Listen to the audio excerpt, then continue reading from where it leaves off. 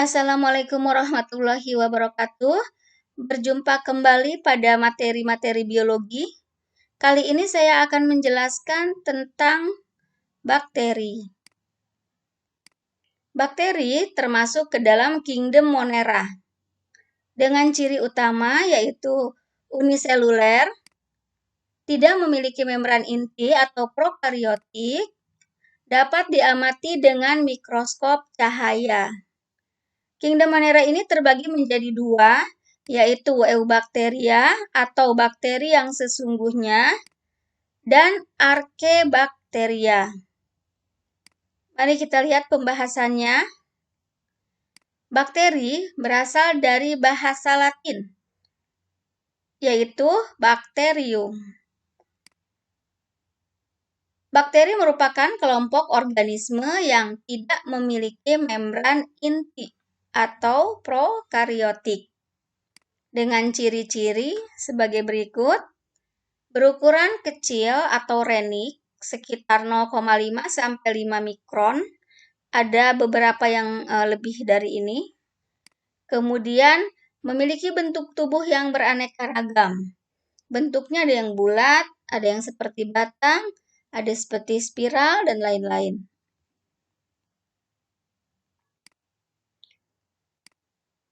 Hidup soliter atau berkelompok, maksudnya ada yang bakteri itu termasuk uniseluler.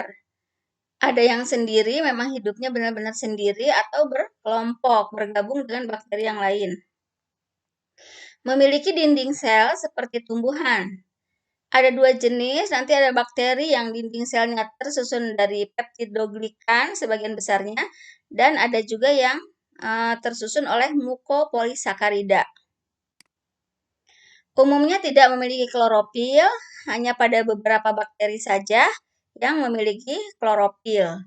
Hidup bebas atau parasit, jadi hidupnya bisa bebas, tidak menginfeksi sel lain, atau bisa juga menginfeksi atau terdapat pada sel tubuh yang lain. Kemudian bersifat kosmopolitan. Habitatnya meliputi daerah yang luas. Jadi dimanapun kadang kita berada, itu biasanya bakteri jenis tertentu selalu ada kita temui. Kemudian memiliki kapsul yang muncul jika kondisi tidak menguntungkan saja. Nah, ini struktur dari bakteri adalah sebagai berikut. Kita bedakan menjadi struktur luar dan struktur dalam. Struktur luarnya ini yang bisa kita lihat di luar, yang terdiri dari dinding sel. Dinding sel yang ini yang warna kuning, terletak di antara kapsul dan membran sel. Fungsinya untuk memberi kekuatan atau memberikan bentuk pada bakteri. Kemudian mencegah sel agar tidak pecah dan mengatur pertukaran zat dari dan keluar dari sel. Ini struktur luar. Kemudian struktur luar lain di sini ada kapsul. Kapsulnya warna merah ini. Ini adalah lapisan luar yang merupakan bahan yang kental yang mengelilingi dinding sel bakteri dan berupa lapisan lendir. Fungsi dari kapsul ini adalah sebagai pelindung, kemudian penyimpan cadangan makanan, menyatukan bakteri ke dalam koloni. Ya, jadi antar bakteri disatukan oleh kapsul. Kemudian dia juga menambah kemampuan dari bakteri untuk menginfeksi. Selain kapsul juga di sini ada membran sel. Nah, ini yang warna hijau. Membran sel ini merupakan selaput pembungkus sitoplasma. Ya, sitoplasma ini dalam dinding sel. Kemudian fungsinya mengatur selektivitas gradien osmosis dengan transfer makanan. Juga dia tempat melekatnya flagel. Jadi flagel yang ini melekat pada membran sel. Struktur luar lain adalah pili. Nah, ini yang bisa kita lihat di luar, pili. Pili ini adalah filamen atau benang. Dia bersifat kuat, banyak, dan lebih pendek dibanding dengan flagel. Fungsinya sebagai pintu gerbang masuknya bahan genetik selama perkawinan antar bakteri. Selain itu juga untuk meletakkan diri pada jaringan yang merupakan sumber nutrisinya. Ini pilih. Kemudian struktur luar lain juga bisa kita lihat di sini ada flagela. Flagela ini rambut yang mencuat menembus dinding sel. Dia berfungsi sebagai alat gerak bakteri dan untuk merespon rangsang. Selain dari struktur luar, ada struktur dalam dari bakteri. Struktur dalamnya terdiri dari sitoplasma yang ini disebut juga cairan sel. Sitoplasma ini cairan yang bersifat koloid dan berisi semua zat yang diperlukan untuk kehidupan sel. Itu sitoplasma. Kemudian ada nukleoid. Nukleoid itu ini. Nukleoid itu tempat material genetik yang terdiri dari DNA.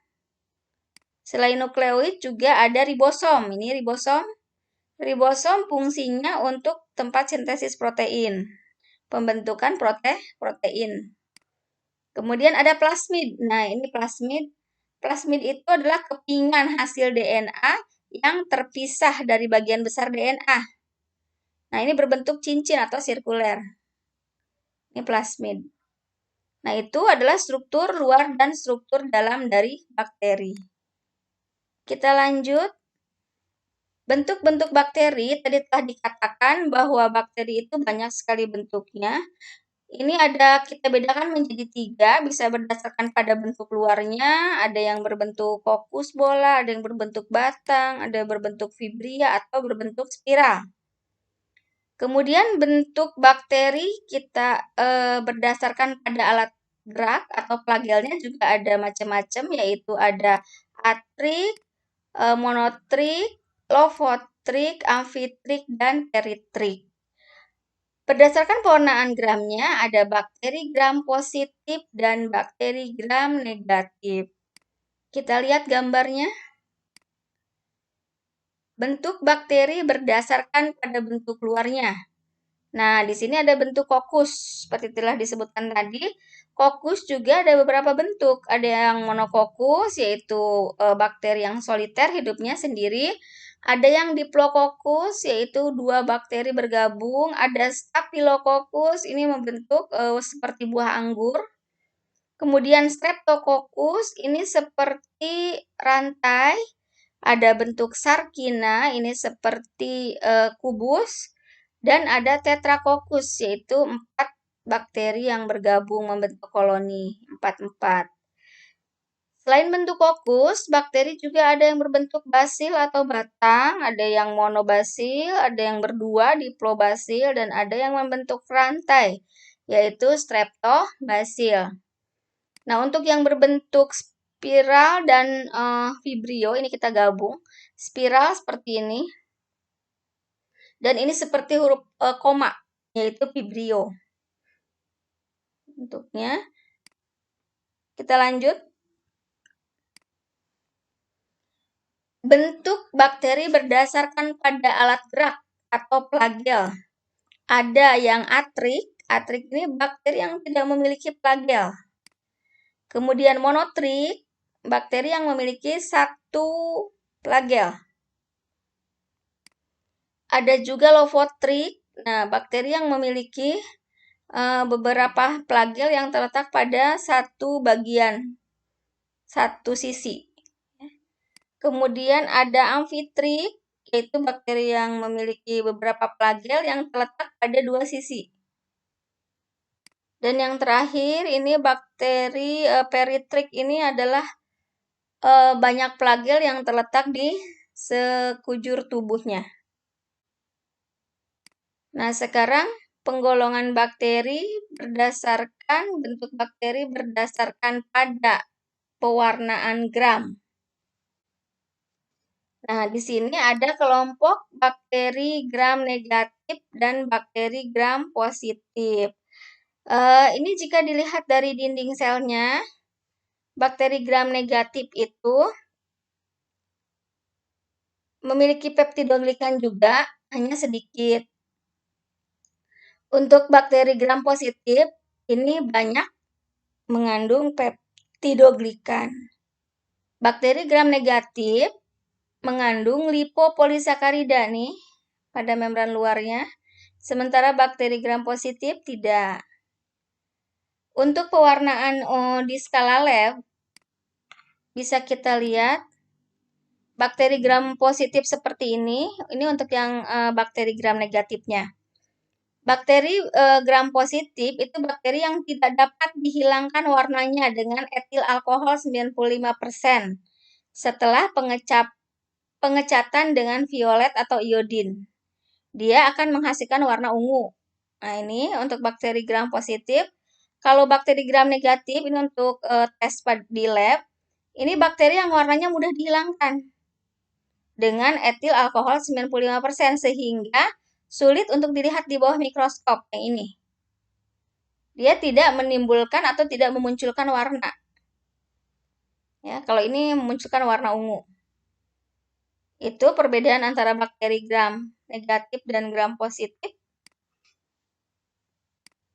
Kemudian sumber nutrisi dari bakteri itu ada dua jenis ya, ada bakteri yang termasuk kelompok autotrof, itu dengan ciri-ciri bakteri yang dapat membuat makanannya sendiri dengan sumber karbon.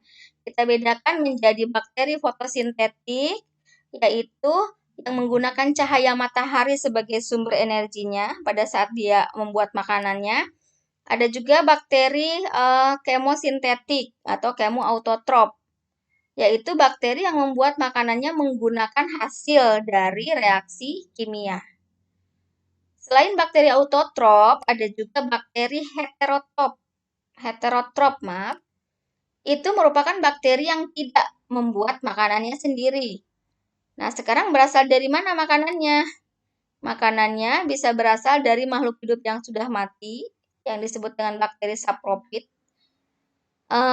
Bisa juga dia bersifat parasit bakterinya, jadi dia mengambil makanan sel inang yang dia tempati. Seperti itu. Kemudian jika dilihat dari kebutuhan oksigennya, bakteri juga ada dua kelompok, yaitu bakteri aerob, yaitu bakteri yang memerlukan oksigen bebas ya untuk kehidupannya. Ada juga bakteri anaerob. Bakteri anaerob ini bakteri yang tidak memerlukan oksigen dalam kehidupannya. Reproduksi bakteri kita kelompokkan juga menjadi dua, yaitu reproduksi aseksual vegetatif, yaitu dengan pembelahan biner. Jadi bakteri itu membelah diri dari satu menjadi dua, dari dua kemudian menjadi 4, dari 4 menjadi 8, jadi perubahan dua-dua ya menjadi 2. Itu disebut dengan reproduksinya secara aseksual. Ada juga reproduksi generatif atau paraseksual. Reproduksi ini tidak menghasilkan atau tidak menambah jumlah bakteri, hanya untuk menambahkan sifat saja. Kita bedakan lagi menjadi 3, yaitu konjugasi, yaitu melalui kontak langsung dua bakteri yang berdekatan. Melalui pilih akan dilakukan pertukaran gen membentuk jembatan konjugasi. Jadi ini prosesnya pertukaran gen nanti akan merubah sifat antara dua bakteri. Itu disebut dengan konjugasi. Ada juga konjugasi jenis lain yaitu transformasi. Dia juga konjugasi namun tidak secara langsung. Jadi ada perantara. Kemudian ada juga transduksi. Transduksi juga konjugasi hanya melalui perantara virus. Disebut transduksi. Kita lanjutkan. Peran bakteri dalam kehidupan. Banyak sekali peran bakteri dalam kehidupan, baik yang menguntungkan atau yang merugikan. Yang menguntungkan diantaranya di bidang industri makanan, bidang kedokteran, bidang pertanian, dan bidang lain misalnya pembuatan biogas atau peran bakteri sebagai pengurai. Peran bakteri selain yang menguntungkan juga ada yang merugikan, diantaranya yang bisa mengakibatkan penyakit, baik pada manusia, hewan, dan tumbuhan. Ada juga bakteri yang merusak makanan, sehingga makanan itu cepat basi atau tidak bisa lagi kita konsumsi. Mari kita lihat satu-satu kira-kira bakteri apa yang berperan dalam bagian-bagian ini, atau bakteri apa yang merugikan. Kita lihat mungkin tidak terlalu detail dijelaskan karena bisa kalian cari sendiri. Untuk bidang industri makanan, di sini ada bakteri. Contohnya ini hanya sebagian kecil, masih banyak yang lain. Seperti Acetobacter xylenum ini untuk pembuatan nata de coco, ada juga Acetobacter aceti ya untuk pembuatan cuka. Nah, ini Lactobacillus berperan dalam pembuatan keju, Streptococcus dan Lactis dan Streptococcus cremoris ini untuk pembuatan keju dan mentega, Spirulina berfungsi untuk pembuatan PST, protein sel tunggal, ini untuk menambah stamina tubuh. Kemudian ada juga untuk membuat yogurt atau susu asam. Ini hanya sebagian kecil, kalian bisa cari lagi contoh lainnya. Kemudian peran bakteri di bidang kedokteran ini juga sangat banyak sebetulnya, hanya kita contohkan sedikit. Seperti misalnya yang berperan dalam pembuatan antibiotik ya. Kemudian berperan juga dalam pembuatan vitamin. Kemudian bakteri-bakteri juga yang berperan dalam pembuatan antibodi monoklonal misalnya, ini sangat banyak sekali ya. Di antaranya silakan dilihat seperti Streptomyces aureofaciens, Bacillus brevis, Bacillus subtilis, Bacillus polymica ya. Ini berperannya, fungsinya. Kemudian ada juga peran bakteri di bidang pertanian. Nah, ini bidang pertanian contohnya misalnya ini Rhizobium leguminosarum yang membentuk simbiosis dengan akar tumbuhan kacang-kacangan untuk mengikat nitrogen bebas dari udara. Contohnya ini Acetobacter chlorochocium ini menyuburkan tanah dengan mengikat nitrogen di udara, dan Nitrosomonas, Nitrosococcus, dan Nitrobacter ini juga ada waktu proses pembentukan senyawa nitrat dalam tanah. Bisa dipelajari juga dan dicari lebih banyak lagi. Kemudian peran bakteri dalam pembuatan biogas atau sebagai pengurai. Nah, ini misalnya Escherichia coli, ini bakteri normal pada tubuh manusia ada juga ya. Ini pembusuk sisa makanan di usus besar, membantu pembentukan vitamin K dan menguraikan asam semut menjadi CO2 dan H2O. Ini ada Methanobacterium ruminantum, Clostridium, ada Clostridium acetobutylicum, ada Clostridium sporongeus. Ini lihat fungsinya, bisa dilihat. Nah, kemudian peran bakteri yang menguntungkan ada, sudah, dan sekarang yang merugikan. Biasanya banyak mengakibatkan penyakit pada manusia, hewan, dan tumbuhan. Misalnya ini, penyakit kolera, TBC, lepra, disentri, tifoid, tipus, pes, tetanus, sifilis, gonoroi, dan lain sebagainya. Ini pada manusia ya.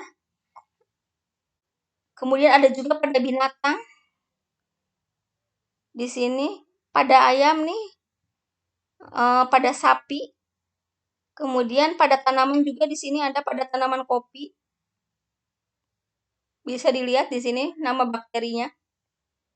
Dan bisa kalian cari lebih banyak lagi contohnya. Nah, sekarang bakteri yang merusak makanan. Nah, ini biasanya makanan kaleng juga suka ada bakteri namanya Clostridium botulinum. Untuk itu jika kalian membeli makanan yang ada di kaleng itu harus diperiksa lebih seksama lagi. Pastikan kalengnya itu masih utuh, bagus, masih utuh bentuknya juga. Kemudian lihat khawatir ada karat di sekitarnya. Kemudian ada juga bakteri lain, Pseudomonas, misalnya merusak tempe, Leuconostoc, merusak makanan sehingga menjadi basi, ya. Enterobacter, nah mengakibatkan air susu menjadi berlendir. Nah, ini contohnya, sebagian kecil saja. Nah, ini semuanya contoh-contoh bakteri dan peranannya, ini bisa kalian cari lebih banyak lagi. Sekian dari saya. Bertemu lagi pada materi selanjutnya. Terima kasih. Wassalamualaikum warahmatullahi wabarakatuh.